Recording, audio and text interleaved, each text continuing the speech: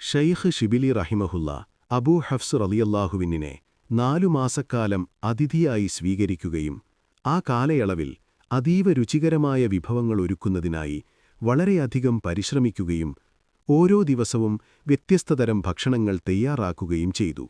എന്നാൽ യാത്ര തിരിക്കുന്ന ദിവസം അബൂ ഹഫ്സ് റളിയല്ലാഹുവിന് അദ്ദേഹത്തോട് പറഞ്ഞത്, താങ്കൾ നൈസാപൂരിലേക്ക് വരുകയാണെങ്കിൽ അതിഥി സൽക്കാരത്തിന്റെ ശരിയായ രീതിയും സഹോദരങ്ങൾക്കായി വിരുന്നൊരുക്കേണ്ട കടമയും ഞാൻ കാണിച്ചുതരാം എന്നാണ്.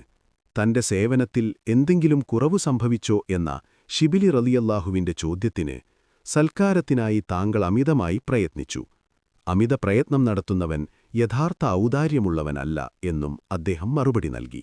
അതിഥിയുടെ വരവിൽ പ്രയാസം തോന്നാത്ത രീതിയിലും മടക്കയാത്രയിൽ സന്തോഷം തോന്നാത്ത രീതിയിലുമായിരിക്കണം സൽക്കാരമെന്നും അതിഥിയുടെ വരവിൽ മടുപ്പു തോന്നുന്നതും പോകുമ്പോൾ ആശ്വാസം കൊള്ളുന്നതും മാന്യതയ്ക്ക് നിരക്കാത്തതാണെന്നും അദ്ദേഹം കൂട്ടിച്ചേർത്തു.